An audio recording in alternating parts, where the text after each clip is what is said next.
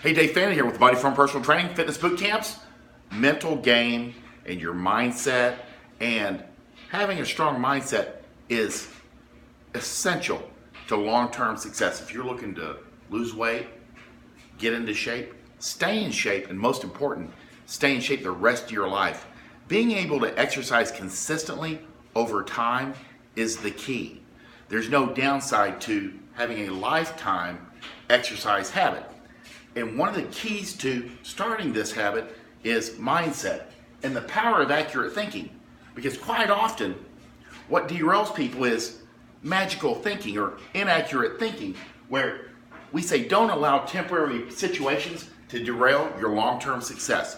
Because this is what I quite often have to hear when I do a consult with a new client and we're sitting down, they have 30, 40, 50 pounds to lose and they haven't worked out, say, in their entire life. And I'll say, so let's get this thing started. And they're like, well, I have a trip. And I say, well, when's the trip? And they'll say, what's in about 3 months? And I'll say, well, how many days are you leaving for? About 3 days. Let's go ahead and start right now. I think we can work through that because this is the deal. You're always going to be traveling. You're always going to be eating out. You're always going to have holidays. You're always going to have seasons. You don't stop training, exercising your healthy habits for temporary situations. And that's what I try to convey to people is our program is a lifestyle program to teach you and support you through all kinds of things that for a lot of people it derails them and they're right back where they started. Or they never get started in the beginning. And we're going to go through some of the things that you think is a long-term problem. Never let these things get in the way of your consistent exercise, healthy eating over time. And if you have to throw something out, let the nutrition go to the wayside for a little while, as long as you stay on that exercise program. And over time, when things settle down, your nutrition will get back on track. But it always helps to have both in play. Number one, I hear people say, gotta travel.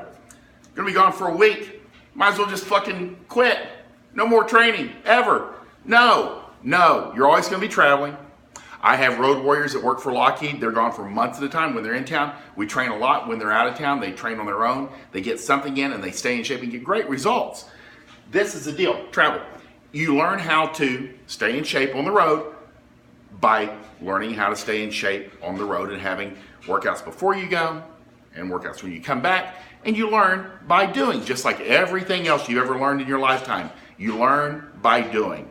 Number two, holidays. Holidays are always going to be happening. There's always going to be Thanksgiving, Christmas, New Year's. I have people who go, you know what? I'm probably just going to take off the next 2 months because there's going to be a lot of holidays that I might be eating at. Well, you know what? You're going to eat on one big meal on Thanksgiving and a big meal on Christmas. You're going to drink till you fall down blackout drunk on New Year's Eve. That's it. 3 days.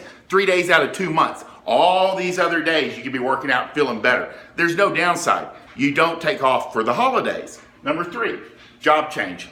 You're going to have stressors. The key over time, you talk to anybody that's been trained for 30 or 40 years, you go, what did exercise do for you? It gave me stability in the worst times of my life. It helped me through all kinds of things, including job changes and when there are job stressors at work. Any CEO, you talk to them, high-level CEOs, high-level CFOs, anybody in the C-suite and business owners, they tend to work out in the morning because they feel better. It helps them manage stress. It helps them manage business challenges. It helps them in every way.